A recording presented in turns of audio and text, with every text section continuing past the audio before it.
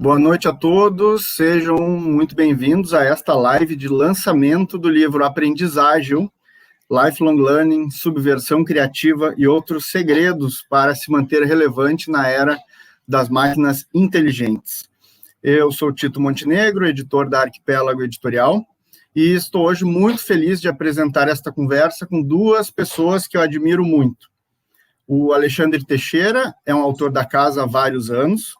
Fomos apresentados por um amigo em comum, o também jornalista Ivan Padilla, quando o Alexandre terminava as pesquisas e, se não me engano, começava a escrever o que seria o seu primeiro livro, Felicidade S.A., que foi um baita sucesso. Nos anos seguintes, a Arquipélago lançou, com muita alegria, outros 2 títulos dele, também foram muito bem-sucedidos, De Dentro para Fora e o Rotinas Criativas.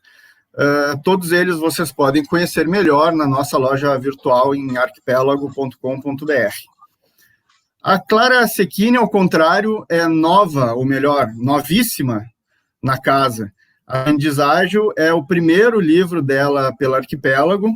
Daqui a pouco ela vai contar um pouco como que ela entrou no projeto junto com o Alexandre. Não vou estragar a surpresa contando nada agora, mas eu, em nome da Arquipélago, já digo desde logo que espero que este seja o primeiro de muitos livros dela aqui com a gente. Logo mais eu vou deixar que os 2 autores se apresentem, mas quero dar primeiro uma boa notícia aqui para quem está nos assistindo. Quem comprar o livro agora, durante essa live de lançamento, vai receber os livros autografados, se assim quiser, obviamente. Para isso, a compra tem que ser feita no site da Arquipélago, o link vai ficar aqui embaixo, mas adianto que é www.arquipélago.com.br. No campo de observações, na hora da compra, é só colocar aqui que é o autógrafo, escrever autógrafos e tudo mais. A gente vai fazer amanhã, durante o dia, uma pequena operação logística para possibilitar que isso aconteça, né? Isso é enfim, os novos tempos, né, pandêmicos nos obrigam a nos adaptar. Normalmente a gente teria hoje uma sessão de autógrafos em uma livraria, poderíamos nos encontrar, conversar, nos abraçar. Infelizmente isso não é possível, mas a gente quer proporcionar pelo menos 2 coisas, né? Que é esse bate-papo, né, para apresentar o livro para as pessoas. Normalmente a gente faz nos nossos lançamentos uma conversa, né? E isso a gente consegue fazer com essa live. E também aquele momento de autógrafos, né? Que não vai ser exatamente do jeito que a gente sonha, do jeito que a gente gosta, mas a gente quer dar essa possibilidade para a pessoa receber um livro com uma dedicatória. Só lembrando que, em termos operacionais, essa compra tem que ser feita com cartão de crédito, enfim, ou pagamento via PayPal, porque se for um pagamento com boleto, pagamento que a compra só se confirma mais adiante, a gente não consegue fazer essa operação a tempo. Mas é isso. Ao final da apresentação, a gente vai ter, como de costume, né, um bloco de perguntas. Então, quem tiver interesse pode deixar aqui embaixo mesmo, no campo de comentários do Facebook, a sua pergunta, a gente vai selecionando e vai, no final, fazer essas perguntas. Então, passo imediatamente a palavra ao Alexandre Teixeira. Obrigado, Alexandre, pela presença aqui. Obrigado, Tito. Obrigado pela apresentação. Verdade, em 2011 a gente se conheceu, né? Eu já tinha escrito uma boa parte do Felicidade S.A., e, de fato, foi o Ivan Padilla que nos apresentou, e foi uma apresentação super preciosa, né? Porque acabou rendendo uma parceria, já está no 4º livro. Então, obrigado a você, obrigado por nos receber. Nós estamos aqui nos modernos estúdios virtuais da Arquipélago Editorial, que é muito legal, porque tem uma produção bem profissional, bem legal por trás da live. Infelizmente, a gente não consegue ver no Facebook quem está se conectando, então não vai dar para dar, em princípio, pelo menos aquele alô para quem está chegando. Mas queria agradecer demais para quem já está conectado. Acho que tem essa desvantagem que o Tito falou, né? A gente não consegue se ver, não consegue se abraçar, não vai dar para autografar os livros presencialmente. Tem suas vantagens também, né? Ninguém precisou pegar trânsito, hoje está chovendo, se fosse um dia de se fosse um dia de verdade de lançamento presencial, vocês iam ter vocês que gentilmente quisessem nos prestigiar, iam pegar aquele trânsito para chegar na livraria. E depois também tem a vantagem que vocês não vão precisar ficar na fila do autógrafo, né? Que cá entre nós nem sempre é a parte mais divertida dos encontros de lançamento, né? A gente combinou bom, eu acho que não preciso me apresentar, porque o Tito meio que já apresentou, né? Eu sou Alexandre Teixeira, jornalista, escritor. Esse é o 4º livro que eu estou lançando, Os 4 pelo Arquipélago. O primeiro, que é uma coautoria, experiência super nova para mim. Supernova, acabei de fazer um trocadilho, porque a Clara tem uma empresa chamada Supernova, não foi pensado, mas é uma experiência bem nova para mim e muito legal, muito interessante. Eu espero que a gente possa repetir a parceria mais vezes. Acho que a ideia nessa primeira rodada aqui seria contar um pouco da origem do livro, né? A gente combinou de eu contar um pouco como é que o livro nasceu, e depois vou passar a bola para a Clara contar a perspectiva dela de como foi entrar no projeto, com o projeto andando, e reinventar o projeto comigo, na verdade. Mas a origem do que hoje é o Aprendiz Ágil, o livro que a gente está lançando hoje, ela é de primeiro trimestre de 2017, o que vai passar uma ideia meio equivocada de que desde o primeiro semestre de 2017 eu estou trabalhando direto no livro. Não foi bem assim que aconteceu. Resumindo aqui uma história que é longa, naquele momento que foi entre eu terminar o Rotinas Criativas, que é o meu 3º livro, e a Arquipélago efetivamente publicar o livro, sempre tem um período que passa, às vezes por volta de 2 meses, pode ser um pouco mais do que isso, entre eu entregar os originais e sair o livro. E foi nesse hiato que eu comecei a ler umas coisas que não eram leituras programadas, mas comecei a ler uma série de artigos, vários deles publicados na The Economist, que falavam de desenvolvimentos em inteligência artificial, em machine learning, e mostravam o impacto que isso já estava tendo mais hoje, vai ter muito mais nas próximas décadas sobre o mundo do trabalho. O meu interesse é muito menos a tecnologia em si, quem me conhece sabe que eu estou longe de ser um tecnólogo, e muito mais o mundo do trabalho, que é a minha área de interesse desde o Felicidade S.A., desde antes disso, na verdade. Comecei a fazer o meu único jeito de fazer livro, o único jeito que eu sei fazer livro é, em algum momento, abrir um arquivo no Word e começar a colocar minhas anotações e citações de artigos, de passagens de livros, coisas que eu vou lendo que começam a me dar ideias em geral muito soltas ainda. Eu comecei a fazer esse processo de pegar esses artigos e começar a procurar livros também sobre esse assunto, de uma maneira ainda muito incipiente no início. Isso era 2017, né? Então a gente lançou o Rotinas Criativas em abril de 2017, e aí naquela época pré-pandêmica, saía ali fazendo palestras, né? Uma vida de palestrante no mundo pré-pandêmico envolvia muita viagem, muito aeroporto, muito hotel.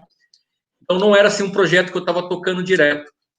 Essa ideia de fazer esse livro, ela acabou se concretizando, eu passei a ter mais certeza de que eu gostaria de escrever sobre esses assuntos em outubro de 2017 ainda, quando eu tive a oportunidade de ir a um congresso internacional Qualidade de Vida em Londres, que foi um congresso interessantíssimo, e um dos temas importantes do congresso, que era sobre qualidade de vida, era esses desdobramentos, esses desenvolvimentos de inteligência artificial. E eu assisti lá uma palestra de um camarada chamado Ray Kurzweil, que é possivelmente, certamente um dos futuristas mais relevantes da atualidade. Voltei de fato convencido de que eu gostaria de escrever sobre esse tema. E por conta das leituras e das primeiras entrevistas que eu comecei a fazer, rapidamente para mim surgiram 2 grandes questões que meio que viraram os dois eixos narrativos do livro. Eles não são assim a ferro e fogo, mas eu diria que as 2 questões até o final do livro acabaram sendo eixos narrativos importantes. E a primeira pergunta é como que essas novas tecnologias de automação, entre aspas, movidas à inteligência artificial e machine learning, como é que elas estão mudando e vão mudar muito mais nas próximas décadas o mundo do trabalho. E o segundo eixo narrativo, a segunda grande questão é como se manter relevante nesse novo cenário de máquinas inteligentes, em que essas máquinas inteligentes vão fazer grande parte do trabalho. por mais ou menos um ano e pouco, não sei precisar, eu fui avançando nessas pesquisas, mas num dado momento ficou claro para mim que essa segunda parte, essa segunda questão, que é o como se manter relevante, eu não conseguia avançar e eu percebi que tinha um problema com a formulação da pergunta e com o perguntador, ou seja, no caso eu. Depois de um tempo foi ficando claro para mim que eu não conhecia esse assunto, aprendizagem, qualificação, formação, com um mínimo de profundidade para poder, de fato, encarar essa pergunta. E nesse momento, quando eu estava meio patinando no livro, eu fui apresentado virtualmente, na verdade, me passaram o contato da Clara.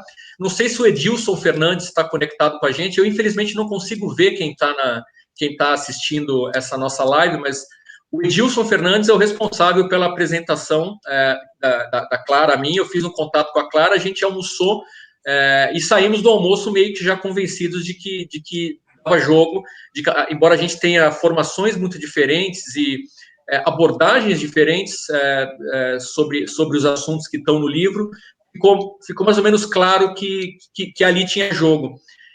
E a Clara, que vai contar em seguida como que foi entrar no projeto, ela não simplesmente entrou no projeto e se encaixou no que eu tinha montado. A gente, de fato, quase que desmontou aquilo que eu tinha até o momento e remontou aquilo. Muita coisa se aproveitou, mas foi uma reinvenção mesmo do projeto, do livro.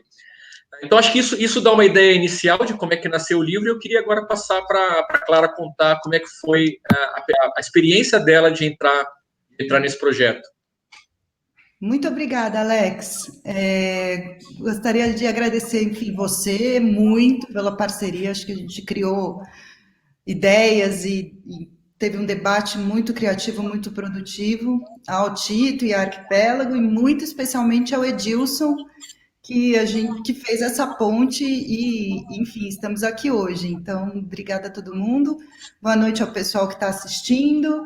Eu vi lá nos comentários a galera falando, chuva e fila eu quero, e depois o filial e tudo mais. A gente também adoraria um abraço, mesmo com chuva e fila. Essa é a visão aqui, seria ótimo, mas acho que tem muito papo para a gente bater também aqui nessa plataforma. E muito feliz de estar aqui hoje.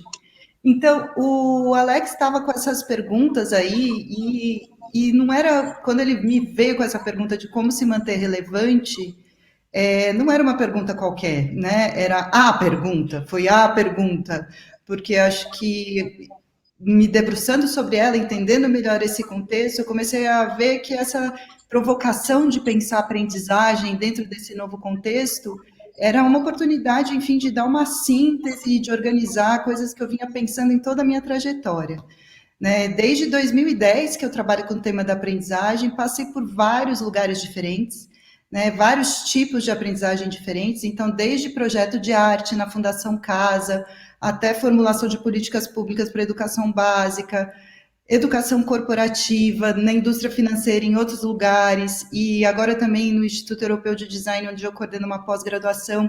Então, esse tema estava comigo há muito tempo, e foi uma super oportunidade de pensar, estruturar e produzir, pôr no papel as reflexões que eu vinha fazendo. Então, minha primeira reação, eu fiz uma imersão, né, no que o Ale já tinha produzido, que era um conteúdo incrível, e daquilo ali eu fiz um monte de post-its na minha casa e defini, tipo, que eu vou falar sobre o universo inteiro. Fiz uma planilha de Excel e eu levei para este almoço que o Ale citou aí, uma planilha de Excel malucona, assim, com todos os temas que eu achava que eram importantes sobre educação, aprendizagem e tecnologia, porque ele ainda trouxe essa nova camada da tecnologia, que era um tema que estava meio perto, mas não totalmente dentro da minha vida. E depois desse almoço ele falou, não, beleza, vamos aí. E foi ali que foi meio esse pacto de vamos construir juntos, né? Então foi um processo que mesmo, enfim, que ele já tivesse uma história, já tivesse uma pesquisa, já tivesse bastante texto com muita qualidade produzido, foi um processo de parceria, de coautoria mesmo, para que o livro seja esse que a gente está lançando hoje. E acho que isso foi muito legal do processo. A parceria e o nosso diálogo veio a revelar o que o livro seria. Né? Então, a partir daí, enfim, obviamente, ele não tem todos os tópicos da minha planilha de Excel, mas o diálogo, né, o diálogo com as pessoas que a gente entrevistou, tem várias entrevistas no livro, o diálogo com o Tito, com a Lê, a gente foi entendendo a que vinha o livro. Né? E acho que falar de aprendizagem hoje, né, fazer um livro sobre isso, foi ficando muito claro que a gente precisava falar sobre questões relevantes e estruturantes do tema. Né?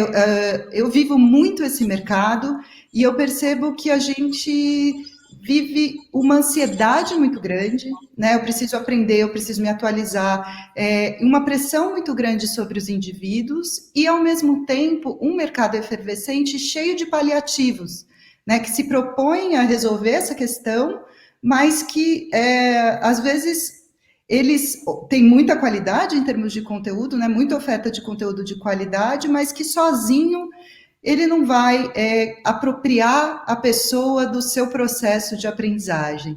Né? Então, o livro, nós temos esse propósito de aproximar a aprendizagem das pessoas, porque, enfim, todos aprendemos todos os dias.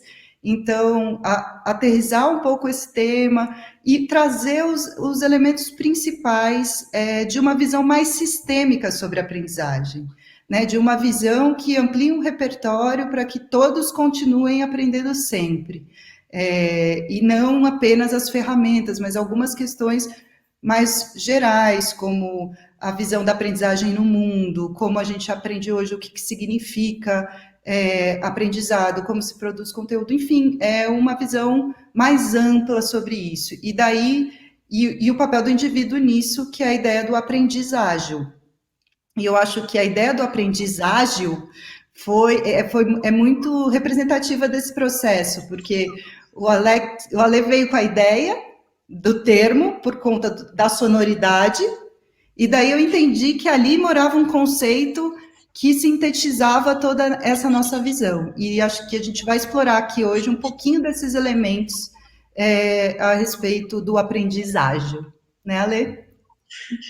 A aprendizagem era quase um trocadilho, né? Uhum. Eu, na verdade, passei um tempo brincando com a palavra aprendizagem, e aí aprendizagem, se você falar rápido, parece aprendizagem. E aí a gente estava num brainstorming ali, né, de WhatsApp e tal, e eu meio que falei, claro, eu acho que tem alguma coisa aqui com esse aprendizagem. E aí, por conta desse trocadilho, não sei se feliz ou infeliz, acho que feliz, né, virou o título do livro. A partir da palavra, de fato, a Clara desenvolveu boa parte da conceituação da aprendizagem ágil, que é uma expressão que já existia, né? Não inventamos a expressão aprendizagem ágil, mas a conceituação, transformar isso num conceito e dar a nossa cara para o conceito foi obra da Clara, basicamente. E só como curiosidade, ainda tem um pouco dos post-its ali, ó, do livro. Aquilo ali é planejamento do livro, e depois... Mas aquele já é pós-planilha de Excel. Então, já tem menos post-its, tinha bem mais do que isso. Vale contar, né, que numa fase já muito depois disso, quando a gente entregou o texto para o Tito pela primeira vez, o original pela primeira vez, nós estamos falando já de... um detalhe interessante que eu não contei é que esse encontro meu com a Clara, quando a gente foi apresentado e começou a trabalhar no livro, isso foi em agosto de 2019, portanto, quase exatamente um ano atrás, levando em conta que o livro ficou pronto aí na virada de agosto para setembro. Foi um processo de trabalho de um ano, da Clara e eu. Não sei nem se você tinha se dado conta disso, Clara. Eu me dei conta fazendo a pesquisa mesmo para contar um pouco da história aqui. Então, já no final desse processo, quando a gente enviou a primeira versão do livro, Tito, eu me lembro que o Tito recebeu o livro e falou, eu ainda estou fazendo aqui uma primeira leitura, mas o que me chamou a atenção assim, foi o tamanho. Tipo, a intenção é essa mesmo, porque o livro vai dar aí umas 500, 600 páginas. E não era, né? Não foi isso, Tito? Foi bem isso, né? Eu acho que a Clara sintetizou um pouco, assim, essa angústia, né, de ser tanto conteúdo, tanta coisa interessante para se contar, tanta coisa nessa imbricação entre aprendizagem, mundo do trabalho e todas essas mudanças tecnológicas, que daria para escrever uns 3, 4 livros, né? Daria para ser aprendizagem, tomo 1, tomo 2, tomo 3, tomo 4. E óbvio que uma hora a gente tem que começar a editar e pensar assim, para o livro que a gente quer fazer agora, né? O que a gente quer de mais importante. Então, acho que foi bem interessante esse período final, né, Alexandre? Vocês foram sempre super ágeis também nessa edição final. Eu acho que a gente também vai aprendendo, né, com isso, né, a deixar de fora, né, é um aprendizado também muito grande para a gente. E eu queria já, assim, entrando um pouco no conteúdo do livro, que eu acho que vocês vão falar um pouco, cada um de sua parte, eu acho que vale um esclarecimento aqui para os leitores que ainda não conhecem o livro, que apesar do Alexandre ser da área mais de negócios, né, a carreira dele ter sido nesse campo, a Clara ser uma especialista em aprendizagem, o livro não é uma parte do Alexandre e uma parte da Clara, muito pelo contrário, né? Tem uma sinergia total, o livro é todo ele assinado em conjunto, né, pelos dois, porque o que um escrevia passava para o outro, e os capítulos que um, às vezes, tem um pouco mais de colaboração, e é seguido por um outro capítulo que o autor teve mais colaboração. Então, o livro vai se tecendo mesmo, né, entre os autores. É um livro, de fato, colaborativo, de fato, em coautoria, né. Isso achei que valia a pena contar. E sobre o conteúdo, o que vocês gostariam de ressaltar de mais importante, né? E, assim, já deixar uma primeira pergunta que me chama muita atenção, e a gente botou na divulgação do livro, na parte da orelha, né, que as máquinas de salto delas é o momento em que elas aprendem a aprender, né? A gente mesmo tem que o tempo todo, me parece, reaprender a aprender. É isso mesmo ou não? Se a gente for seguir aqui mais ou menos o que a gente tinha combinado, eu vou fazer o seguinte, eu começo a responder sobre o conteúdo e deixo essa pergunta sobre a aprendizagem para a Clara, porque, como acho que a gente já deixou claro aqui, a Clara é a nossa especialista em aprendizagem. O primeiro, antes de entrar no conteúdo do livro, uma coisa que eu acho que vale a pena dizer, até retomando um pouco a história de que a primeira versão do livro que a gente entregou para o Tito, ela era gigante, e a gente fez um trabalho super intenso e interessante, e me parece muito proveitoso, de enxugar o livro, né? O aprendizagem, que aliás, acho que eu não mostrei, ninguém mostrou ainda, né? Para quem não viu o livro ainda, esse aqui é o Aprendizagem. Ele é um livro que tem 286 páginas, que é quase exatamente o tamanho do Felicidade S.A., meu primeiro livro. E esse processo de enxugamento do livro, que eu acho que foi muito, muito produtivo e muito proveitoso, ele tem uma participação gigante do Tito. Esse é o 4º livro que a gente fez junto, e eu nunca disse isso, Tito, vou dizer em público agora. Esse foi o livro em que eu acho que a sua contribuição como editor, mais do que como, ou paralelamente ao papel do publisher, mas como editor mesmo, acho que esse foi o livro em que a sua participação foi mais decisiva para o livro. Então, muita coisa que eu acho que enriqueceu o livro. Por exemplo, o Tito sugeriu uma nova introdução ao livro, que foi escrita aos 47 minutos do segundo tempo. Me parece uma introdução, me parece, não, eu tenho certeza que é uma introdução muito melhor do que a que a gente tinha antes. No processo de enxugamento, acho que teve dicas e uma leitura muito inteligente do Tito. Então, não tinha dito isso para você, Tito, mas digo agora em público, esse foi para mim esse é um livro que tem muito da sua participação. Então, é o George Martin dessa nossa produção. Mas falando do conteúdo, George Martin, para quem não sabe, era o produtor dos Beatles. Falando do conteúdo que a gente tinha combinado, eu vou falar, apesar da ponderação do Tito ser muito correta, de que o livro não é estanque, Ele não tem um pedaço que é todo, uma parte que é toda minha, uma parte que é toda da Clara. Os capítulos que a gente escreveu, eles estão bastante intercalados e eles dialogam uns com os outros.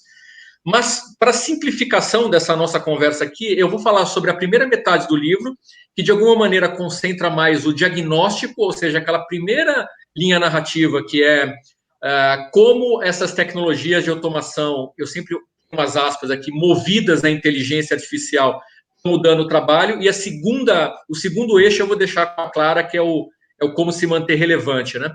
Então, passando em revista meio rapidamente aqui o que a gente construiu junto, a primeira metade do livro, ela começa com o que a gente chamou de as utopias e distopias da era digital. E o que é isso? É um grande conflito de ideias entre o que a gente pode chamar de tecno-otimistas e tecno-catastrofistas.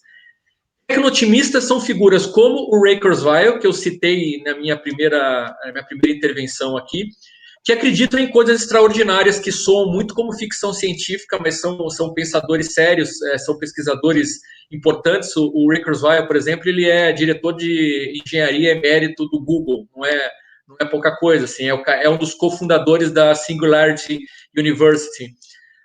E eles acreditam em coisas extraordinárias, como a ideia, por exemplo, de que a gente está há não muito mais do que uma década, eu vou dizer, mas eu estou apenas reproduzindo aqui um pensamento dele, de que a gente estaria há pouco mais de uma década do momento em que a medicina, por estar transformada numa tecnologia da informação, ela seria capaz de passar a avançar tão rapidamente que seria capaz de superar a morte.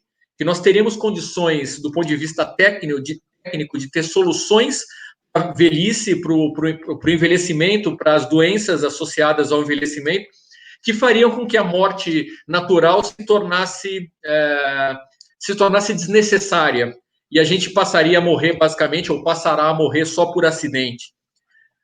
No mundo do trabalho, os tecno-otimistas acreditam também em coisas interessantes, como a ideia de que sim, vai haver um período de desemprego tecnológico, mas vão ser criadas profissões, vão ser criadas oportunidades de trabalho numa quantidade, numa velocidade que vai superar o desemprego tecnológico estrutural.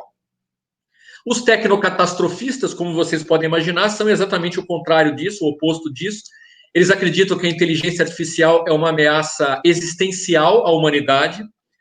Acreditam que as máquinas podem chegar a uma conclusão, eu diria não de todo absurda, de que nós, seres humanos, somos mais parte do problema do que da solução e talvez resolvam nos eliminar da face da Terra.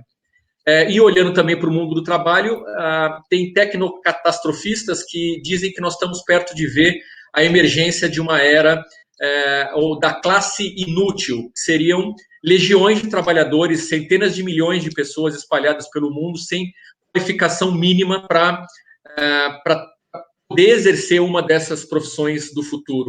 Então, o livro abre com esse choque de ideias entre essas duas correntes. Ele mostra que isso se desdobra em diversas questões importantes, por exemplo, o abismo entre profissionais de elite, cada vez mais qualificados, e trabalhadores de nível médio, cada vez mais jogados abaixo da pirâmide. Existe uma percepção mais ou menos generalizada de que o meio, a média vai ser muito castigada com o avanço das tecnologias, e isso leva a uma discussão super relevante, talvez a discussão mais relevante do momento, quando a gente puder tirar a pandemia do caminho, que é a desigualdade hoje e a desigualdade no que a gente talvez possa chamar de sociedades pós-trabalho. Em meio a isso tudo, a gente constrói lá no meio do livro, no meio dessa primeira parte, o que nós chamamos de realismo de médio prazo, que é uma tentativa de evitar um pouco os extremos e olhar para aquilo que é mais palpável. E o que é mais palpável é enxergar um momento em que a gente vai ter um aumento muito expressivo de produtividade. Muitos estudos chegam a essa conclusão de que depois de um período relativamente longo de produtividade estagnada, a gente estaria muito perto de ver um novo período de avanço da produtividade, de aumento da produtividade, em grande medida movido por essas tecnologias de automação. No entanto, esse grande aumento de produtividade deve vir acompanhado de um desemprego tecnológico bastante elevado. Ainda que a gente não veja essa gigantesca classe inútil, e esse inútil aqui não vai com um juízo de valor, é um inútil no sentido de pessoas sem qualificação mínima para trabalhar, ainda que a gente não vá para esse extremo, é mais ou menos claro que vai haver um desemprego tecnológico importante. Essa é a primeira parte do livro. A segunda parte do livro é o que a gente chama das forças que estão mudando a forma como nós trabalhamos, e aí basicamente tem a parte mais high-tech, em que nós abordamos 4 tecnologias em especial: a rede móvel de alta velocidade, a rede 5G, desenvolvimentos em inteligência artificial, Big Data analítica, computação na nuvem, e uma série de tendências socioeconômicas que vão estar se desenvolvendo em paralelo a esse avanço tecnológico. Aí tem coisas como a expansão das classes médias nas economias em desenvolvimento, que é um processo que já vem em andamento há algumas décadas, foi interrompida, na verdade está retrocedendo por conta da pandemia, mas a expectativa é que isso se retome depois. Democratização do acesso à educação, principalmente também nas economias emergentes, e uma economia global espera-se muito mais verde do que essa que a gente tem hoje, graças a avanços em tecnologias energéticas. Tem um detalhamento de inteligência artificial com uma breve história dos desenvolvimentos em inteligência artificial. Discutimos uma falsa sensação de segurança que quase todos nós temos por vieses psicológicos que nos levam a acreditar que sim, essa revolução tecnológica está em curso, sim, ela vai roubar muitos empregos, mas isso não vai acontecer conosco, porque cada um de nós tende a se achar acima da média, o que é um perigo, porque a transformação digital aplicada ao mundo do trabalho, ela potencialmente pega no mundo. E essa segunda parte do livro, ela tem também alguns cases que me parecem interessantes, como o case dos robôs de escritório, que já estão trabalhando na Bung, e a transformação digital no Grupo Pão de Açúcar. Esse é um resumo não tão enxuto quanto eu gostaria, acho que falei mais do que previa, e aí passo agora para a Clara contar um pouco a parte como é que a aprendizagem entra nessa equação. Obrigada. Excelente. Boas provocações. Então, vocês me deixaram aqui as perguntas, né? A questão do reaprender a aprender e a questão do se manter relevante, etc. Acho que quando a gente se encontrou para falar sobre esse conteúdo, rapidamente alguns elementos se tornaram muito importantes para mim, para ter nesse livro, para a gente falar de reaprender a aprender, manter relevância e etc. O primeiro aspecto é que a gente precisa pensar a aprendizagem de uma forma um pouco mais ampliada. Acho que a gente tem um vício e um viés muito forte de pensar sempre a ferramenta, a plataforma, a metodologia, e a gente esquece de pensar que a aprendizagem não é neutra. A aprendizagem sempre tem uma intencionalidade. E esse papel da aprendizagem como construtora de futuros é a primeira coisa que a gente trata no livro, porque é um ponto de partida, né? Essa visão de eu quero me manter relevante, preciso reaprender a aprender, instrumentaliza a aprendizagem de uma forma que desconecta a nossa vida, trabalho, pensamento e produção de um sentido maior, né? Então, acho que esse elemento é muito, muito importante, muito central, de que a aprendizagem não é neutra, e em complemento tem um outro aspecto que é a educação, e daí não estou falando da aprendizagem que eu aprendo em vários lugares e construo minha trajetória, estou falando da educação mesmo, educação formal, educação básica, ela é responsabilidade de todos nós, né? Acho que a gente acostumou muito no mundo corporativo a pensar, nosso mindset fica muito focado em desenvolver as habilidades do futuro, em pensar como fazer o reskilling, etc., mas para a gente, de fato, entender o papel da aprendizagem hoje, pensar mesmo na democratização da aprendizagem básica é fundamental, porque é a partir daí que se constrói, né? Então, a gente tem um capítulo também dedicado a isso no livro, a gente traz pesquisas desde investimentos na primeira infância até a requalificação da força de trabalho. E em complemento também, outro elemento central da visão de aprendizagem é que lifelong learning é muito, muito mais do que se manter relevante no mundo do trabalho. Né? Lifelong learning é reencontrar com o humano que a gente tem dentro da gente, que se interessa pelo novo, se interessa por conhecer, tem curiosidade, é a essência do que é humano, né? E acho que a gente precisa desinstrumentalizar um pouco essa aprendizagem, né? Aprender não é consumir conteúdo, né? Aprender não é incorporar mais coisas sendo pautado pelo meio externo, né?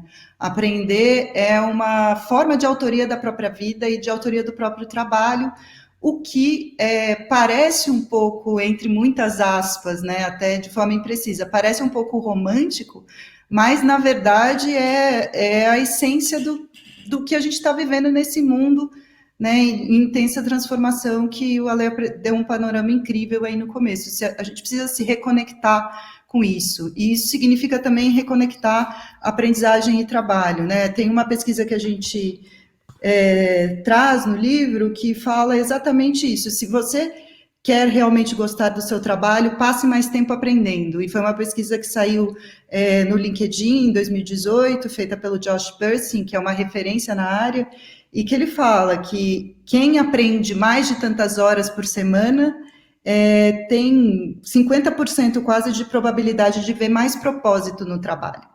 Né? Então, esse papo que às vezes parece meio suave, abstrato, a gente cada vez mais está comprovando que tem tudo a ver com inovação, que tem tudo a ver com conexão, engajamento, pertencimento ao lugar que se trabalha. Então, são questões realmente fundamentais. Comentando o conteúdo do livro, acho que nessa primeira parte, essa mensagem, né, de que para eu me manter relevante, eu preciso estar preocupado com a relevância do coletivo. Para eu reaprender a aprender, eu preciso entender o que significa aprendizagem no mundo. Então, acho que essa é a primeira provocação do aprendizagem.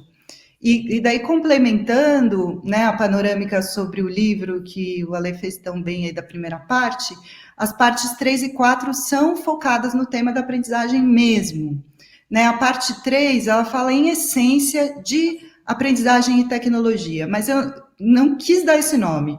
Né? A gente chama a terceira parte de aprendizagem ubíqua, significando o quê? A tecnologia é ubíqua, ela está em todos os lugares, entra em todos os momentos da nossa vida, até quando a gente não percebe, a tecnologia está ali, cada vez com menos fronteiras. E se é tecnologia baseada em informação, significa que a aprendizagem também está em todos os lugares.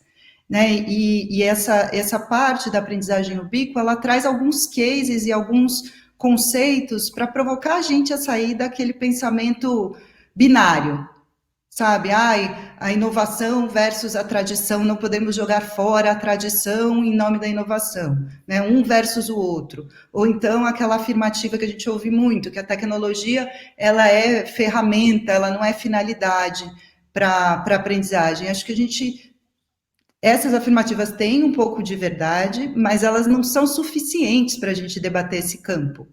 Né? O que a tecnologia traz de transformação na aprendizagem vai para esse campo mesmo da ubiquidade, que traz inúmeras possibilidades, né? Muitas possibilidades. Então, no livro, a gente traz a noção, por exemplo, de algo bem aplicado, que são essas Learning Experience Platforms, que são as LXPs, que a gente chama, como é que elas estão trabalhando com inteligência artificial e aprendizagem, a gente explora um pouco esse campo. Olhando para as organizações, algo que a gente chama muito atenção, acho que é muito relevante, é o canto da sereia da personalização, que eu chamo.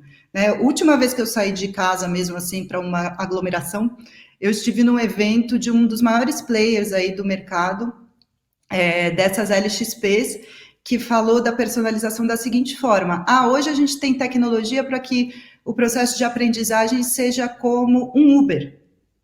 Eu não preciso mais pegar um trem que vai todo mundo junto, que eu tenho que descer um pouco mais longe da minha casa. Não, eu pego um Uber, vou mais barato, mais direto, e estou lá e me satisfaço. E acho que esse pensamento ele é absolutamente insuficiente. Né? Eu não quero viver num mundo uberizado, não é essa visão de futuro que a gente precisa construir para a aprendizagem. Acho que a gente tem recursos para compor, né, entre a personalização e a construção coletiva. Então, a aprendizagem ubíqua aí vem para isso. E daí a gente tem 3 entrevistas incríveis de pessoas que estão criando soluções no Brasil, né? A Babi, que é da Ferolab, que é uma pessoa apaixonada por tech e super entusiasmada, então ela conta esse processo dela de descoberta e de construção da transformação digital nos processos de aprendizagem em organizações. O Adriano Mussa, da Sampo, que criou o LIT, que ganhou, enfim, é reconhecido globalmente como uma das melhores aplicações do Watson para a educação, e ele contou, assim, muito generosamente como é que foi o processo de criar essa plataforma, e o Leandro da Terra, que ali ele é o próprio aprendizagem construindo, né, novos modelos de negócio em educação. E essa transformação toda, inclusive já na pandemia, como o negócio dele se transformou dentro dessa vocação de ser uma escola de negócios do mundo digital. Então, percebe que a gente não está falando de ferramentas ou plataformas, a gente está falando de modelos mesmo, de acessar conhecimento e de prover educação. E a quarta parte, a gente vai mesmo no nosso manifesto aprendizagem, né? Eu acho que, inclusive, isso que o Ale falou do Tito ter contribuído, acho que uma das grandes provocações dele no nosso processo foi essa: queria ouvir o aprendiz no livro, né? Então, a entrevista que a gente fez, enfim, com um médico que foi aprender ciência de dados e tudo mais, ele é uma das manifestações do aprendizagem. Depois a gente tem também a École 42, ou Escola 42, falando em bom português, em que é uma outra visão de aprendizagem ágil baseada em ignorância sofisticada, que tem tudo a ver com a nossa subversão criativa. Né? Então, a gente tem alguns exemplos ali. Mas falando um pouco do aprendizagem, né, algumas pessoas, inclusive, já me perguntaram se tem a ver com metodologias ágeis, e tem, tudo bem que nasceu daquele jeito que o Aletro contou, né, que é aprendizagem e tal, mas depois, conforme a gente foi conceituando e se aprofundando, a gente percebeu que esse pensamento ágil tem tudo a ver com a forma que a aprendizagem pode existir na sua potência, assim, nesse mundo em transformação. E daí a gente se inspirou muito no Manifesto Ágil, mesmo, que é lá de 2001, que diz, ele está na página 209 do nosso livro, que diz: indivíduos e interações mais do que processos e ferramentas, software em funcionamento mais do que documentação abrangente, colaboração mais do que negociação de contratos, e responder a mudanças mais do que seguir um plano. Então, isso consolida mesmo a visão do aprendiz para esse mundo transformado que vai ser exigido de aprender ao longo da vida por muito tempo. Enfim, o movimento é o que veio para ficar, e se conectando com o que faz sentido para ele naquele momento, né? Sem jogar fora o que veio antes, né? Sem desqualificar suas experiências anteriores, mas aberto a substituí-las, né? Outra coisa que a gente precisa ter muito cuidado é essa visão de que nada do que era feito antes servia, agora a gente tem as soluções. Então, o aprendizagem, ele consegue criar o próprio percurso de aprendizagem a partir desses diversos elementos, e entende que o processo de aprender é um processo de autoria da própria vida, do seu trabalho, né, num mundo que cada vez a gente vai ter menos emprego e cada vez mais trabalho, né, então é uma nova forma de ver. E por isso a gente tem ainda um capítulo focado em curadoria, porque o pensamento da curadoria é essencial para saber fazer essas composições nos diversos momentos aí da vida como aprendiz. Então, era um pouco esse o panorama da visão de aprendizagem que o livro traz.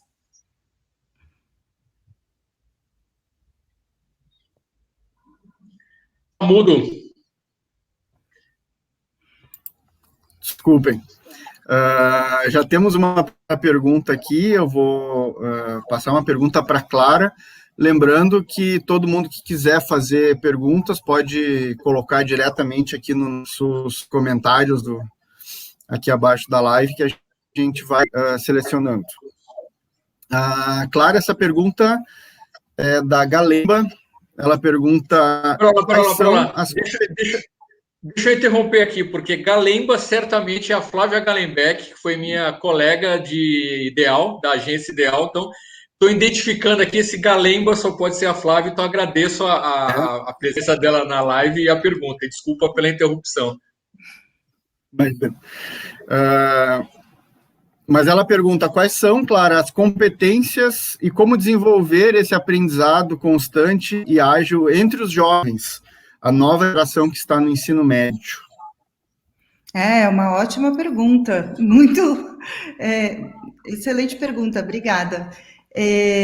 As competências, acho que a gente tem diversas leituras aí de quais são as competências do futuro, né? O Fórum Econômico Mundial atualiza sempre quais são essas competências e várias outras organizações também. A última que eu vi, inclusive, saber aprender, né, entender estratégias de aprendizagem está entre essas competências. O que, em relação aos jovens do ensino médio, eu acho que essa resposta é uma resposta complexa, né, porque acho que tem muitos fatores que influenciam o ensino médio, fatores de organização, inclusive, mas em termos de essência, eu acho que o sentido da aprendizagem, né, reconectar com o sentido do que se aprende e despertar essa aprendizagem pela criação, né, a construção de conhecimento, acho que esses elementos são essenciais e uma conexão muito grande com o contexto, né? Essa perspectiva criativa, ela só se dá dentro de um contexto. Então, eu acho que eu não sou a favor dessa fala que muita gente faz, que é muito conteúdo, que é conteúdo demais, mas acho que talvez as questões da fragmentação, né, e dessa visão da transmissão muito conteudista é que são os pontos. Quanto mais a gente conseguir criar sentido e criar processos em que as pessoas criem e critiquem, mais a gente vai estar caminhando numa aprendizagem mais efetiva. Aqui não é uma pergunta, mas é um comentário da Babi Olivier, que é uma das personagens, uma das entrevistadas no livro, né? Que ela escreve: a tecnologia é neutra, né? Precisamos muito trabalhar as pessoas, desenvolver nelas a forma correta de lidar com si próprio, com o outro e com a tecnologia. Vocês gostariam de acrescentar algo a esse comentário? Ótima provocação, eu gostaria. Com certeza, a tecnologia em si é neutra, mas a partir do momento que se cria algo com ela, ela carrega esses valores. Né? Acho que a gente está falando de duas camadas aqui, a tecnologia em si, depois como a gente consome a tecnologia. Quando ela chega até nós, a gente tem uma impressão de neutralidade, muitas vezes, que não é, né? Ela carrega a visão de quem a criou. Então, a provocação é ótima, a gente está falando de dois lugares diferentes. Eu lembro de uma frase do Noam Chomsky, o linguista. Ele diz que eu devia ter pesquisado, não podia ter pesquisado porque eu não sabia que ia ter essa provocação, mas ele basicamente ele tem uma frase sobre o martelo, né? Ele diz o martelo o martelo, como qualquer ferramenta, ele é neutro. Depende de como você usa. Você pode usar o martelo para construir uma casa ou você pode usar o martelo para agredir uma pessoa, que é um pouco nessa linha. Mas na linha do que a Clara falou sobre o fato de que sim, a tecnologia é neutra, mas a tecnologia é programada, é criada por humanos, tem umas ponderações muito legais que eu tenho anotado aqui, mas eu preciso de um segundo de alguém falando para achar aqui. Aqui é um caderno que eu tenho minhas anotações, é sobre anotações daquele documentário da Netflix agora, bastante comentado, que é o Dilema das Redes. E tem uma passagem ótima sobre o Dilema das Redes, tem uma passagem ótima exatamente sobre essa questão dos algoritmos que parecem ser neutros, mas os algoritmos são criados por pessoas que não são neutras, nenhum de nós é neutro. Eu acho em seguida essa frase. Enquanto você procura, então, Alexandre, vou te ajudar aqui fazendo mais uma provocação para que mais pessoas mandem suas perguntas, e também lembrando que todo mundo que comprar o livro hoje, agora, durante a live, no nosso site, poderá recebê-lo autografado, né? A gente vai receber esses pedidos de compras hoje. Está aparecendo aqui embaixo o endereço direto da nossa loja virtual, e amanhã o Alexandre e a Clara já se comprometeram o dia inteiro autografando livros, né? Vocês bloquearam totalmente a agenda, né, para isso, e a partir daí da quinta-feira, então, esses livros autografados vão ser enviados. Como eu disse lá no começo, né, tentando, enfim, recriar um pouco do espírito do que seria uma sessão de autógrafos, né, com todas as limitações que a pandemia tem nos causado. Alexandre, eu tenho aqui mais um comentário aqui do Márcio Fusaro, mas fale primeiro se você achou a observação que você quer fazer, depois eu faço comentário do Márcio. Legal, eu achei. Então, citando direito, né? O Dilema das Redes é o documentário e tem uma série de depoimentos de várias figuras, quase todas são executivos e executivas da indústria de tecnologia, boa parte deles saídos, egressos de grandes companhias, das Big Techs americanas. Essa citação que eu queria lembrar, não achar, eu achei aqui, é da Cathy O'Neil, cientista de dados e autora do livro. O nome do livro em inglês é muito legal, é Weapons of Math, de Matemática Destruction. Weapons of Math Destruction. E ela diz que algoritmos são opiniões embutidas em código, e não são, portanto, objetivos. E aí um outro cara chamado Jeff Seiberth, ex-executivo do Twitter, explica como funciona. Você fala qual é seu objetivo para o computador e o computador aprende como atingi-lo. É daí que vem o termo aprendizagem de máquina, diz ele. O algoritmo pensa sozinho, mesmo que alguém o tenha criado. Ele é um sistema que transforma a si mesmo. E por aí vai. Isso é absolutamente casual. Eu estou com as anotações. Eu estava assistindo o filme e fazendo minhas anotações e lembrei por conta da provocação da Babi. Mas segue adiante, Tito, por gentileza. Você ia trazer um comentário do Márcio Fusaro, que, aliás, grande amigo meu. Márcio, que legal que você está assistindo, Márcio. O Márcio colocou aqui que os grandes players do mercado de tecnologia da informação estão apostando forte em RPA, que a gente poderia traduzir como processos, né, automatizados por computador ou por robotização, algo assim, e vem de encontro à transformação digital nas empresas e traz a percepção e a insegurança dos profissionais de que perderão seus empregos. Eu acho isso está muito presente, né, Alexandre, no caso da Bung, se não me engano, né, que usa muito RPA e enfim, você tem algum comentário para fazer sobre o que diz o Márcio? Sim, exatamente o que você disse, Tito. Quando eu estava apresentando o livro, eu falei que na segunda parte a gente traz alguns cases, entre eles o case da Bung, que tem o que eu chamo de uma maneira de não tecnólogo, de um leigo que se interessa marginalmente por tecnologia, eu chamo de robozinhos de escritório. E é exatamente o que eles são. Os RPA são robozinhos de escritório. E o capítulo sobre o caso da Bung, o capítulo 13 do livro, ele chama Robôs nos Escritórios. Eles já estão entre nós. E ele abre exatamente falando do RPA. Também eu não tinha programado isso, mas eu posso ler o primeiro parágrafo do capítulo, inspirado e instigado pelo comentário do Márcio. Uma das siglas-chave deste século, cunhada pela desenvolvedora britânica de software Blue Prism, é RPA, Robotic Process Automation.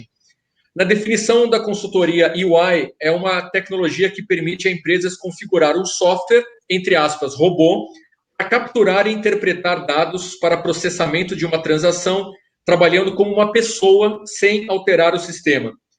Por regra, o que o usuário faz, o robô faz igual.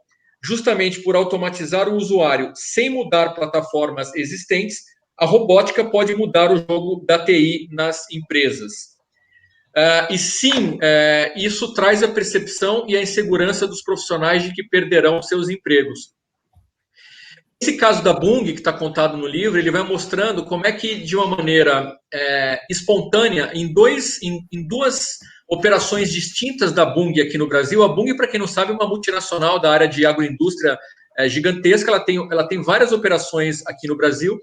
Em duas dessas operações, grupos de jovens profissionais, bem jovens, que estavam em começo de carreira, descobriram e começaram a usar, não exatamente os RPAs, mas eles começaram a usar versões, digamos, mais rudimentares do que são os RPAs. E aí a Bung começou a levar isso a sério e trouxe gente de consultoria para trabalhar com eles e desenvolveu o RPA. E, basicamente, eles têm grupos trabalhando dentro da empresa com o desafio de criar esses robozinhos de escritório que estão substituindo pessoas de carne e osso fazendo o seu trabalho. Aí tem uma grande discussão que é o que você faz com as pessoas que são substituídas. A resposta tecno-otimista para isso é você libera essas pessoas de fazer trabalho repetitivo, trabalho quase braçal de escritório, e você permite que essas pessoas passem a fazer trabalho criativo. Portanto, você estaria, de certa maneira, fazendo um favor à empresa que ganha produtividade e um favor aos trabalhadores que passam a fazer trabalho mais criativo. O único senão para essa equação, e esse para mim é um senão gigantesco, é que boa parte das pessoas que fazem trabalhos repetitivos dentro das empresas tem qualificação suficiente para fazer esses trabalhos repetitivos. Evidentemente, é possível você treinar, você requalificar as pessoas para que elas possam dar um salto e fazer trabalhos mais criativos, como, por exemplo, em vez de lidar braçalmente com esses dados, analisar esses dados e ter insights criativos a partir dessa análise. Nem todo mundo que faz trabalho repetitivo é capaz de, naturalmente, passar a fazer trabalho mais analítico, mais criativo. Provavelmente, uma parcela grande das pessoas que é desalojada do seu trabalho por esses robozinhos de escritório, como eu estou chamando aqui, mas não chamo assim no livro, provavelmente boa parte dessas pessoas desalojadas não vai ter condições na velocidade que seria necessário fazer esse salto, o que significa que sim, isso gera essa preocupação, essa insegurança, e essa insegurança é absolutamente justificada. Obrigado, Alexandre. Temos mais umas 3 perguntas aqui. Vou fazer primeiro a do Bob Volheim, que pergunta, no final das... Pergunta é difícil, já aviso. No final das contas, vocês estão mais por caminho virtuoso ou acham que nosso futuro será um caos? É uma pergunta de $1 milhão, né? Mas o Bob é um homem de $1 milhão ou mais, né? Obrigado, Bob, por estar nos assistindo. É um dos caras que mais conhecem inovação que eu conheço aqui no Brasil, super antenado com novas tendências. A pergunta vindo dele não poderia ser fácil. A minha resposta, claro, vou deixar a Clara responder também, mas a minha resposta é muito naquela linha que eu falei, né? A gente apresenta o caminho dos tecno-otimistas, que deve ser o caminho virtuoso que o Bob está se referindo, apresenta esse futuro caótico, que tem a ver com aquela ideia da classe inútil, um desemprego tecnológico gigantesco, o que leva a um futuro bem distópico, né? Porque se você pensar um futuro em que a maior parte da população do planeta não tem qualificação para trabalhar, as pessoas não só têm um problema gigantesco de subsistência, de renda, como você entra num debate, de alguma maneira, filosófico, existencial, é tangenciado no livro, né? A gente não se aprofunda nele, mas ele é tangenciado no livro, que é o que é a vida, ainda que você consiga resolver a equação econômica desse futuro pós-trabalho, em que boa parte das pessoas não vão trabalhar, ainda que, de alguma maneira, se consiga um arranjo social que permita um programa de renda básica universal e as pessoas vão ter uma condição de subsistência digna, o que não é trivial. A gente está vendo um ensaio disso com a pandemia. Não é trivial você conseguir um arranjo para distribuir renda, mas ainda que se consiga isso, do ponto de vista existencial, se você tira o trabalho das pessoas, você cria um vácuo gigantesco, e aí o futuro se parece mais com um caos. Mas a minha tendência diante desses dois extremos é tentar olhar para os dois extremos, porque eles são interessantes de ser olhados e ser compreendidos, mas tentar se afastar dos dois extremos e tentar investir mais no que no livro a gente chama do realismo de médio prazo.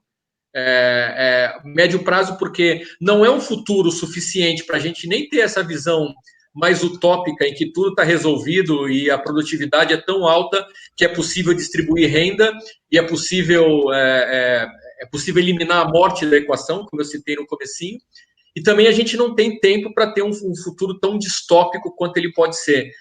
Aí a gente tenta se concentrar nesse realismo de médio prazo, que, como eu disse, ele provavelmente vai ter, de um lado, um fator positivo, que é uma produtividade muito alta, que deve propiciar um aumento importante da renda per capita, mas convivendo com um desemprego tecnológico alto, e aí você tem uma discussão gigante que precisa ser feita sobre políticas sociais, sobre formulação de políticas, de como é que você gerencia essa dicotomia. Essa é muito a minha visão, não sei o quanto a Clara concorda com ela.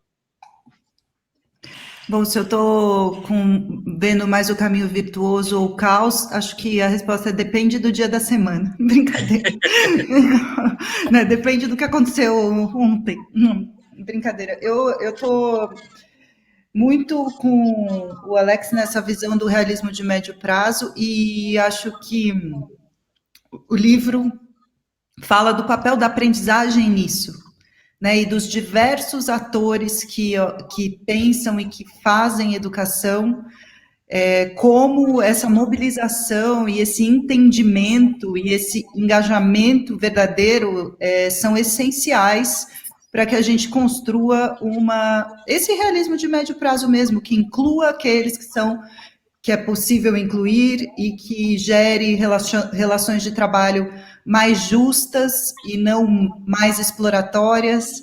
Acho que os vários atores, empresas, governos, mesmo as pessoas todas, quanto mais compreensão a gente tiver das decisões que a gente toma para a construção desse realismo de médio prazo, mais chances ele tem de se realizar. Eu não sei se ele se realiza a ponto da gente atingir essa utopia da superabundância e etc., mas eu tenho muita convicção de que decisões sendo tomadas hoje, se tiverem uma visão mais justa, esse processo ele pode ser melhor. Eu não sei se ele pode ser ótimo, e também não sei se ele evita o caos, mas eu acho que esses extremos, quando eles nos paralisam, isso é um perigo, né? Porque tem coisas que estão ao alcance, enfim, ao nosso alcance menos e ao alcance, como a gente falou, de quem cria e implementa políticas talvez um pouco mais, né? Dos líderes das grandes organizações talvez um pouco mais, mas eu acho que tem decisões que podem ser tomadas para construir um futuro menos distópico. Né? Qual será o grande finale? Não sei dizer, mas tem coisas a fazer. Temos mais uma pergunta aqui, do João Carlos Rocha, que pergunta em uma frase curta, como vocês definem o propósito do aprendiz ágil? Vou deixar a resposta para a Clara, porque como é aprendizagem, eu já passo logo para ela. Mas eu não falei isso nenhuma vez. Mas eu quero agradecer também a presença do João Carlos, que é escritor também. Inclusive, eu estou devendo já o aprendizagem para você, João. Você já gentilmente me enviou seu livro. Eu estou devendo o aprendizagem, eu mando um para você. Eles acabaram de chegar, mas em breve te mando um.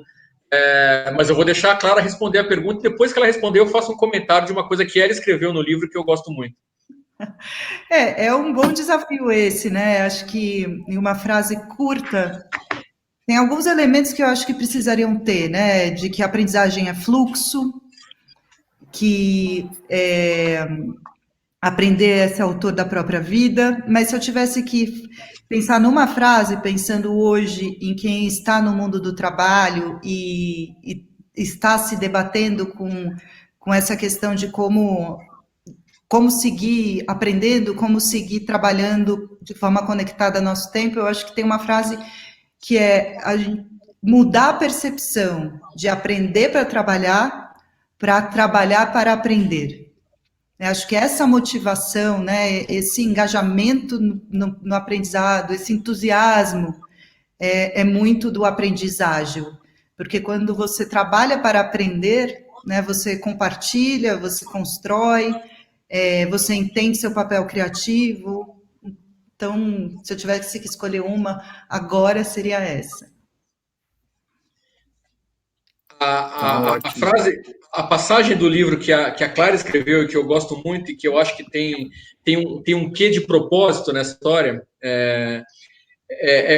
quando nós dizemos, porque o livro é nosso, mas esse texto foi escrito pela Clara, eu gosto muito dessa passagem, que o aprendizagem tem uma visão de processo incremental e conectado à realidade, em que seu papel é definir o que aprende e como colocar em prática. Não espera um manual de uso do conhecimento, mas faz ele mesmo as pontes e compartilha os insights que vêm da prática. E aí vem a passagem.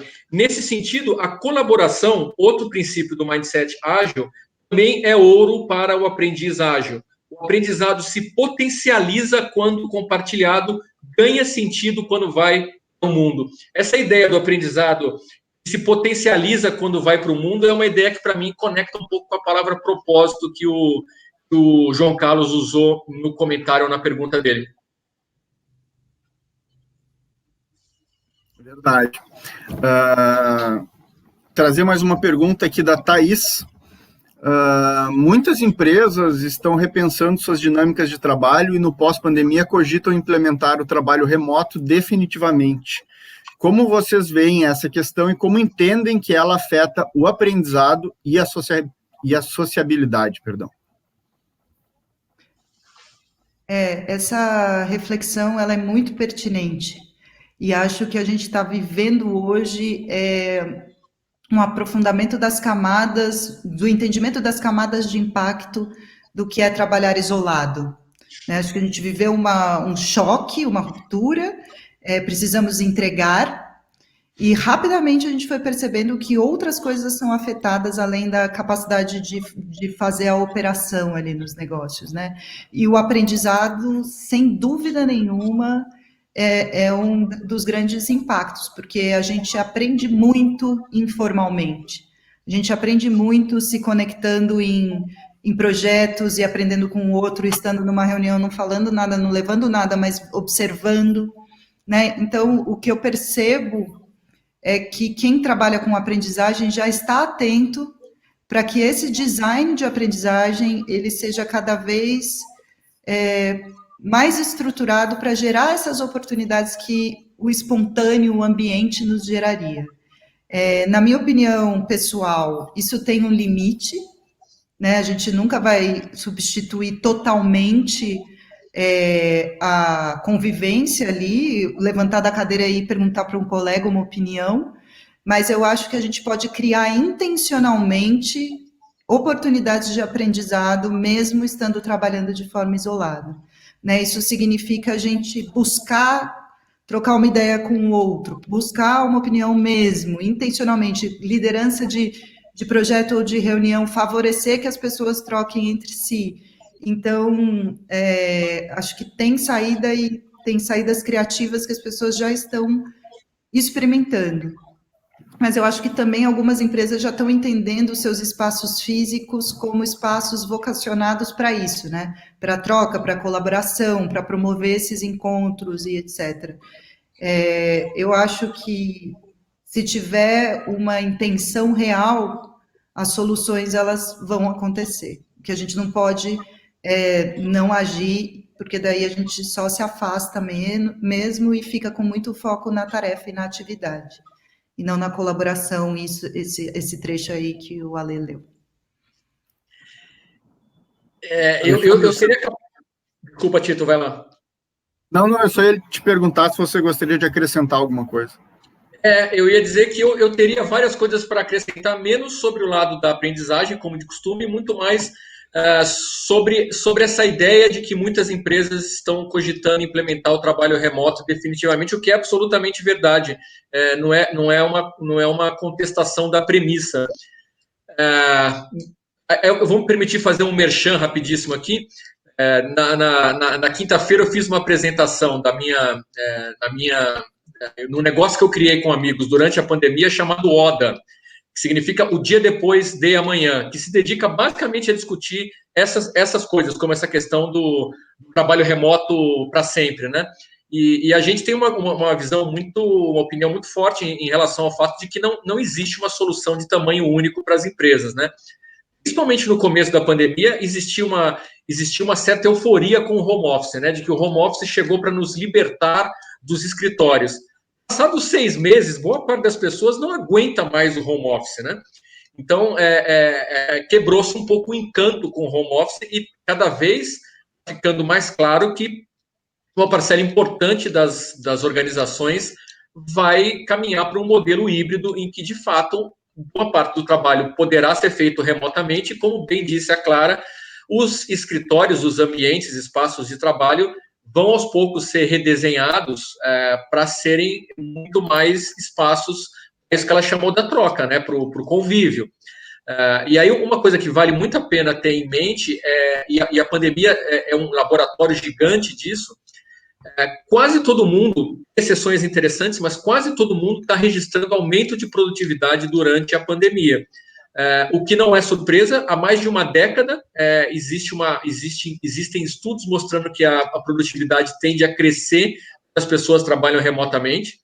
Uma das expressões que entraram na moda durante a pandemia, aliás, é o Anywhere Office. E o Tito talvez se lembre que o Anywhere Office é um dos capítulos, é um dos títulos de um dos capítulos do Felicidade S.A., lançado em 2012. Então, assim, eu gosto de dizer, na Oda a gente diz, a pandemia não trouxe nada de novo, mas a pandemia é uma aceleradora de partículas culturais. Então, esse é um caso típico. O Anywhere Office, o escritório é a sua cabeça, você pode trabalhar da onde você quiser, de onde você puder.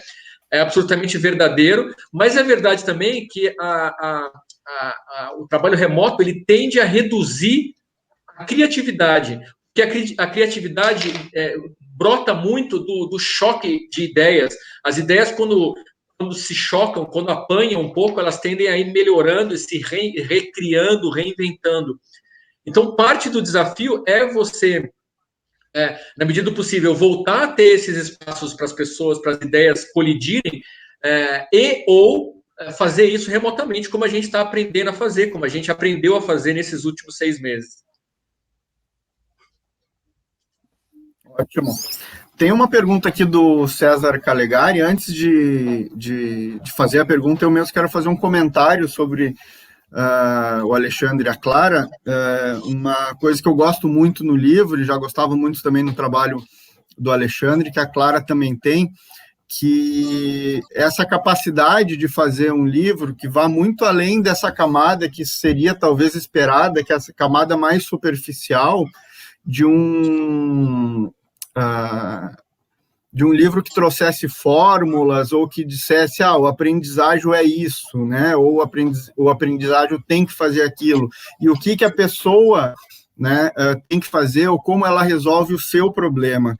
E o que me deixa muito feliz nesse livro, além da qualidade intrínseca, é a capacidade que os dois autores têm de pensar o mundo e pensar o país de uma maneira muito mais ampla e muito mais coletiva e muito mais preocupada com como as coisas se relacionam, né?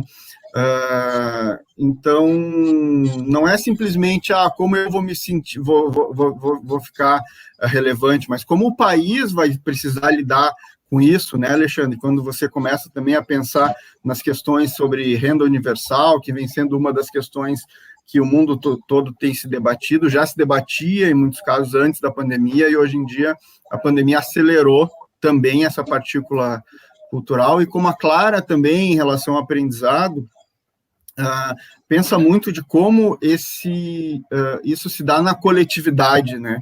Como isso se dá no meio social. Então, feito esse breve comentário, vou passar para a pergunta do César Calegari, que é a seguinte: em um Brasil onde apenas 9% dos estudantes que concluem o ensino médio têm proficiência básica em matemática, estamos condenando legiões à irrelevância? Temos saída? Pergunta o César. Essa é sua, Clara. Difícil, né? É difícil. Também. Acho que esse é o Tito fez uma boa conexão em relação a como a gente pensar aprendizagem hoje e ferramentas e reskilling e etc. A gente não pode deixar de olhar para essa questão, né? Acho que a gente está falando de elementos muito básicos que são os que possibilitam que a gente aprenda outras coisas, né? Não existe um salto possível no processo de aprendizagem. O Ale deu o exemplo em relação a quem já está no mundo do trabalho, mas quando a gente fala da educação básica, essa distância entre a base de conhecimento e o que você é capaz de, enfim, desenvolver depois, ela vai se tornando cada vez mais aberta. Por isso que temos saída, e é uma saída de investimentos complexos nos vários momentos, né? Porque a gente também vê um discurso muito corrente, vamos corrigir lá e depois de muito tempo teremos pessoas mais qualificadas. Acho que a situação que a gente vive hoje, ela exige ações complementares, né, para a educação básica, dentro das organizações, a gente em relação a nós mesmos. Acho que essa conjunção de fatores é que pode vir a dar algo mais interessante e saídas mais distribuídas, né, mais democraticamente distribuídas hoje e no futuro. Agora, é um cenário realmente muito difícil e que a gente não pode esquecer nunca, né? A gente não pode ser seduzido por essa empolgação com a tecnologia e falar, uau, agora isso aqui, a gente vai ter muito mais produtividade, sem deixar de olhar para essa outra perspectiva. Se teremos saída, não sei dizer, mas poderíamos ter.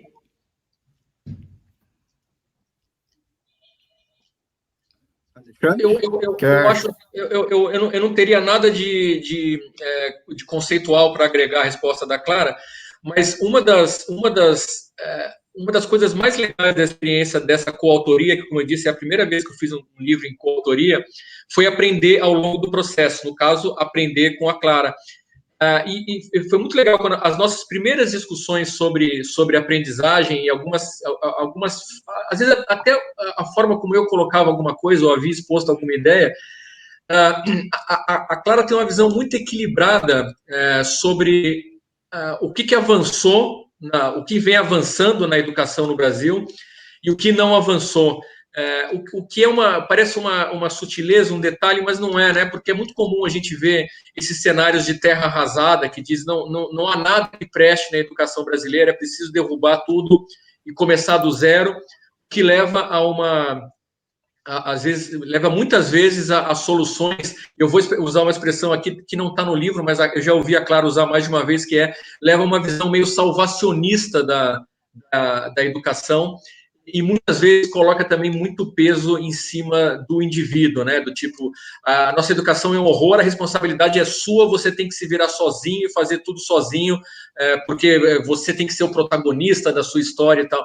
O que em alguma medida é verdade, mas em alguma medida só, né? E no livro a gente fez um esforço para mostrar que tem várias camadas desse desafio da relevância. Existe sim essa camada que é individual, mas tem uma camada que tem a ver com as organizações, tem uma camada que tem muito a ver com o Estado. De novo, a gente tem que falar de política pública. E uma outra coisa que a Clara sempre me lembra de uma maneira muito gentil e interessante é que, sim, existem essas diferentes camadas, mas elas estão super conectadas e é difícil você dissociar uma da outra. Só esse adendo da minha experiência de aprender com esse processo. Obrigado, Alexandre. Temos mais duas perguntas finais aqui. Vou fazer primeiro aqui a do Paulo Vieira. Ele cita um dos livros famosos do Thomas Friedman, talvez ele seja O Mundo é Plano.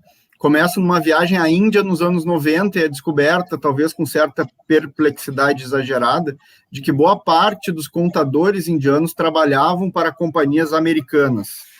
Vocês acreditam que o nosso idioma periférico acabou protegendo esse e outros serviços do tipo no Brasil?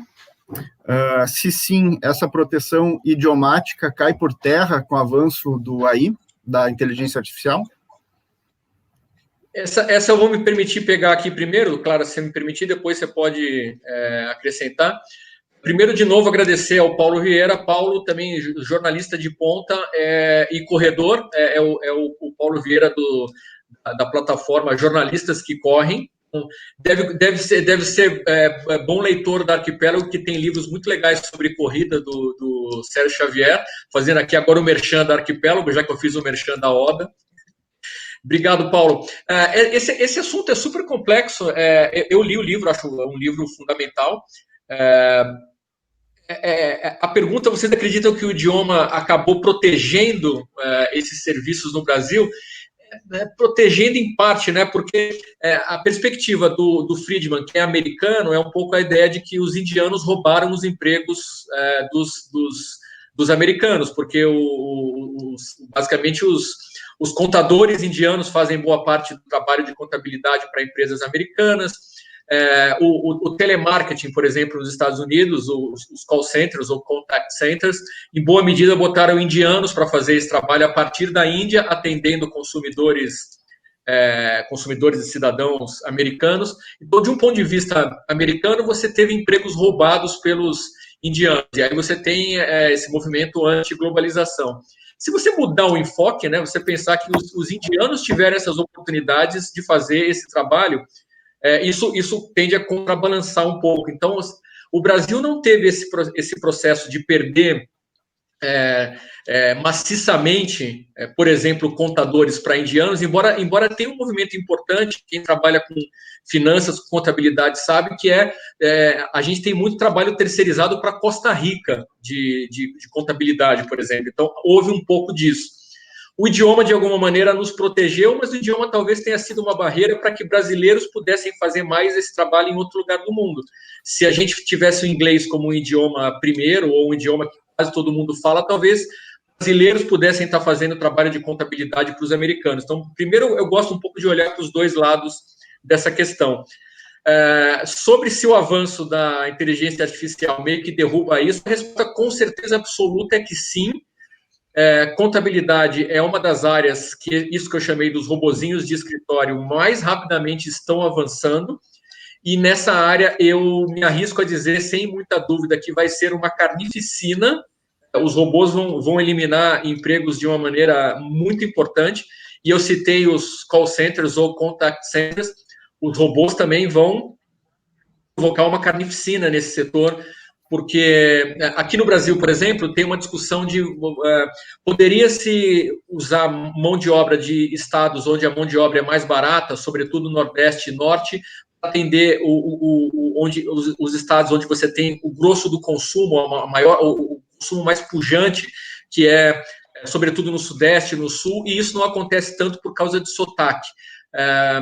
Poderia haver, na verdade, os testes mostram que tem um incômodo do consumidor aqui de São Paulo, por exemplo, se ele tiver um contato feito por uma atendente, um atendente com sotaque nordestino ou nortista. Você tem inteligência artificial, acabou isso, né? Você consegue programar exatamente a máquina para responder com um sotaque adequado para aquele lugar. Isso vale em termos globais, isso vale para movimentos nacionais. Então, sim, a inteligência artificial derruba essa barreira, e nesse setor de contabilidade que o Paulo citou, no setor de call centers que eu citei, são áreas em que a inteligência artificial vai ter um impacto muito grande no emprego.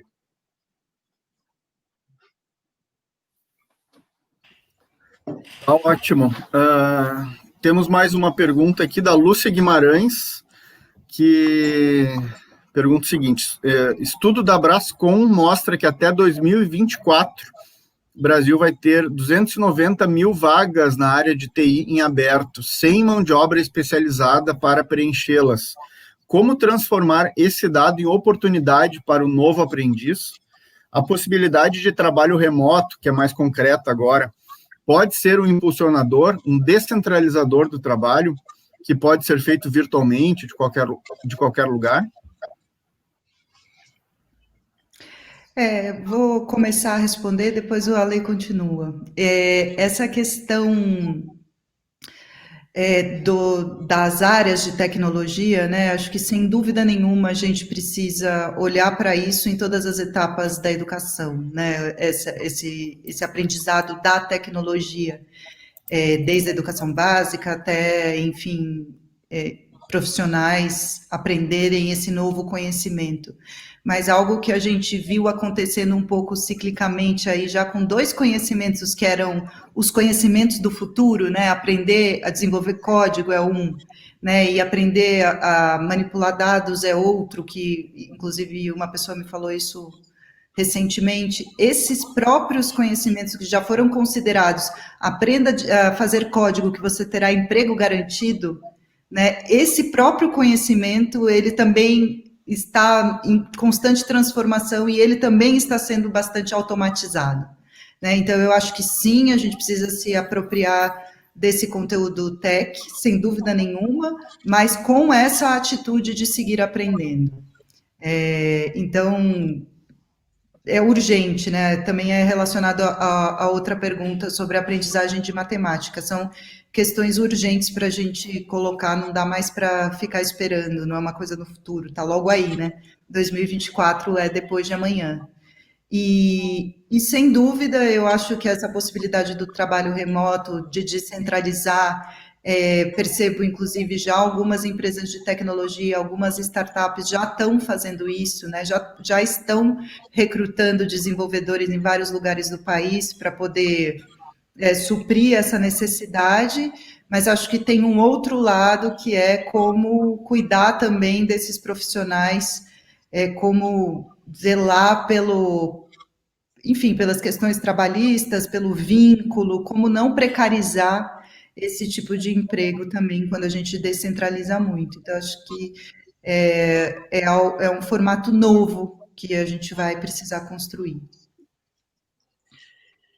Fazendo um comentário rápido, a gente já está chegando aqui nas 8h30, né, que a gente tinha combinado meio que para ser o final do nosso encontro. Primeiro, agradecer mais uma vez a Lúcia Guimarães, certamente a minha amiga Lucinha Guimarães, feríssima de comunicação. Obrigado, Lucinha, por estar com a gente, obrigado pela pergunta. Esse estudo que você está citando é super importante, eu conheço, ele está mostrando uma realidade para 2024, mas se a gente olhar a realidade hoje, ela não é muito diferente disso. Você tem um monte de vaga aberta em tecnologia, ao mesmo tempo que você tem muita gente desempregada. Essa semana, acho que foi ontem, saiu um dado super interessante nos Estados Unidos. Os Estados Unidos, muita gente sabe, né,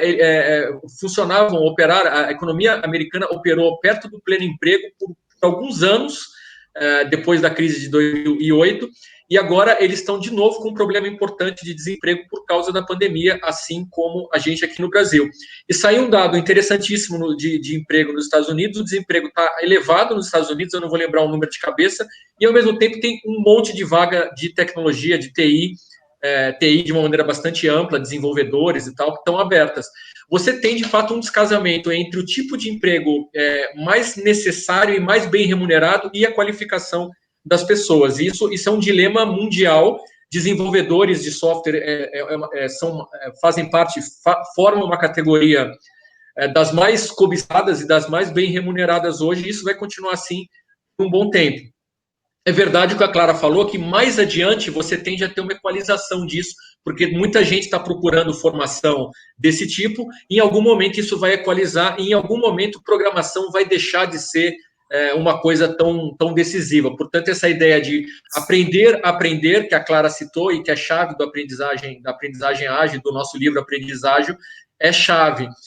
E eu super concordo com essa ideia de que a possibilidade do trabalho remoto muda essa equação, simplesmente pelo fato de que você pode começar a recrutar dentro de um pool muito maior de talentos. Aí, falando de novo da ODA, a gente teve um workshop na semana passada que discutiu bastante essa questão que eu chamo do trabalho de busca de talentos sem fronteira.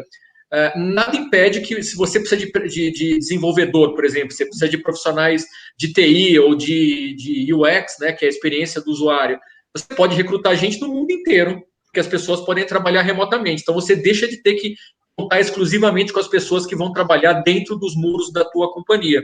O que gera uma oportunidade sensacional e, ao mesmo tempo, te obriga a se qualificar para disputar profissional com empresas americanas, com empresas chinesas, com empresas indianas, com empresas europeias. Então, é uma oportunidade e um tremendo desafio. Obrigado, Alexandre. Eu já ia encerrar agora, mas não queria encerrar sem fazer uma pergunta. Antes, eu só vou dizer que o livro também está disponível já em formato e-book, tá? Desde hoje, né? Então, no e-book ele pode ser comprado na Amazon, via Google Play, via Apple, enfim, nas grandes plataformas. Não queria deixar de fazer pergunta da Pitil Bonfim, que é a seguinte: depois do lançamento desse encontro, com tantas questões e entusiasmo com o que vocês fazem, vocês, Alexandre e Clara, já vislumbram um outro livro, um outro tema? Rapidamente. Vai você primeiro, Clara, vai você primeiro. Minha mames. Eu acho que o que a gente mais deseja neste momento é que esse livro gere muito diálogo, né? Diálogo de vários tipos, porque isso, inclusive, tem a ver com a ideia de aprendizagem, né? Colocar o conhecimento no mundo, dialogar sobre ele e construir a partir dele. Acho que, enfim, a aprendizagem vai ser um tema que vai ficar sempre, e a gente tem várias perspectivas para explorar, mas eu gostaria também de pôr o livro no mundo, conversar a respeito, ouvir as pessoas e deixar que o tema também venha desse debate, né? Acho que esse é o meu desejo agora. Eu vou responder um pedaço também, mas agora eu também vou agradecer a minha mãe que está nos acompanhando. A Mara está nos acompanhando. Obrigado, mãe, por estar assistindo. Eu sei que a gente está no WhatsApp, ela não enviou pergunta, mas eu estou aqui com ela no WhatsApp nos intervalos da nossa conversa aqui. Sobre se a gente pretende, se a gente vislumbra um outro tema para o livro. Clara e eu nunca conversamos sobre essa possibilidade. Quem sabe, né? Pode ser uma outra parceria. Eu sou um sujeito meio inquieto com essa coisa de temas. Me pegaram aqui com o caderno que eu estava anotando coisas do documentário que eu assisti. Eu fico sempre pensando nisso. E para mim, pessoalmente, mas de novo, a gente nunca conversou sobre isso, é uma coisa minha. Em desdobramento dessas discussões do livro, e eu acho que a gente mencionou algumas delas aqui, eu certamente mencionei um pouco disso aqui, que é nesse choque de visões de futuro, visões tecno-otimistas, visões catastrofistas, o mesmo realismo de curto prazo, a produtividade prometendo crescer, o que é muito positivo, o desemprego tecnológico tendendo a aumentar, o que obviamente é negativo. Nesse choque de visões tem uma questão social absolutamente relevante, que hoje está muito no centro das minhas leituras, das minhas preocupações, que é a desigualdade. Desigualdade é um tema gigantesco no Brasil. Desigualdade, eu me arrisco a dizer, é o grande tema brasileiro desde que esse país foi fundado. Desigualdade é um tema que está muito em debate hoje por causa da pandemia. A pandemia jogou luz sobre a questão da desigualdade. A transferência de renda emergencial mostrou o impacto que R$600 tem na vida das pessoas, na economia do país. E se a gente olhar mais adiante, desigualdade tende a ser um tema não mais relevante do que ele é. Eu me arrisco a dizer mais relevante na medida em que o desemprego tecnológico começar a fazer efeito. A gente felizmente vai ver o fim da pandemia, uma parcela desse desemprego pandêmico vai retroagir, mas a gente vai ver o desemprego tecnológico se instalar. E essa longa digressão aqui é para dizer que eu estou muito interessado em estudar mais a fundo esse tema da desigualdade, enxergar o que a economia tem a nos ensinar sobre isso, desde textos clássicos até livros muito interessantes que estão sendo lançados agora e que olham para essa questão da desigualdade. Uma pegada tecnológica, então, para mim, é um tema que é meio que, na minha cabeça, uma continuação natural de algumas das discussões que tem a ver no livro, que são as que têm menos a ver com a aprendizagem, têm mais a ver com o diagnóstico. Eu ainda não abri um arquivo de Word, igual aquele que eu abri no intervalo entre entregar o original do Rotinas Criativas e começar e publicar o livro, mas eu abri uma lista de leituras sobre desigualdade, então isso talvez aponte uma direção. Tá ótimo. Clara, Alexandre, agradeço muito a presença de vocês. Queria agradecer também a presença de todo mundo que nos acompanhou, que mandou perguntas. Lembrar que a gente vai mandar os livros para quem comprou durante a live, quem comprou antes também autografados, para quem quiser. E, enfim, pedir rapidamente uma palavra final do Alexandre e da Clara, e já agradecendo aí em nome do Arquipélago pela noite de hoje. Obrigado, Alexandre e Clara. Obrigado, Tito. Obrigado, sobretudo, para vocês que nos assistiram. Essa experiência das lives é penosa, né? Todo mundo está cansado das lives, então, quem se dispôs a dedicar esse tempo, essa atenção, a gente está quase uma hora e meia já aqui conversando. Obrigado demais, espero que tenha sido útil para quem assistiu. Espero que quem compre o livro também encontre um material útil. Ele foi feito com muito carinho, foi feito com muito cuidado, e a gente espera que o livro seja agradável de ler e que ele seja útil, traga insights bacanas, ajude a pensar o que está acontecendo no Brasil, no mundo, ajude que vocês possam ter boas reflexões sobre isso. Mais uma vez, obrigado por todo mundo que nos assistiu. Obrigada, Alexandre, mesmo pelo processo muito generoso e pelo entusiasmo de sempre. Acho um super tema esse de desigualdade. Conte com o meu apoio, acho demais. Obrigada ao Tito pelo diálogo e também por organizar essa noite, que para a gente é super especial, que foi super especial, está sendo super especial mesmo nessa situação de isolamento. Né, todo mundo que assistiu, que mandou mensagem, que deu força, que está pedindo os livros autografados, enfim, acho que trouxe um calor e um contato humano muito preciosos, né, para tudo isso que a gente está vivendo. E o que eu gostaria muito mesmo que esse livro gerasse e ficasse muito forte com cada leitor é que a aprendizagem está na nossa vida. Né? Ela não é algo que, nossa, eu preciso entender todo esse vocabulário novo em inglês que está chegando, ou preciso dominar esta matriz 2x2, fazer um gráfico e me colocar no gráfico. A aprendizagem está na nossa vida, a gente está aprendendo. Né? Ampliar o olhar para ela e adquirir mais repertório é para ser um barato, né? A gente é para ser uma coisa entusiasmada. Então, o desejo é que o nosso entusiasmo ao escrever o livro e pensar no tema chegue em quem vai ler. Muito obrigado, então. Boa noite a todos. Valeu. Boa noite, pessoal. Obrigado. Um abraço. Valeu. Obrigado.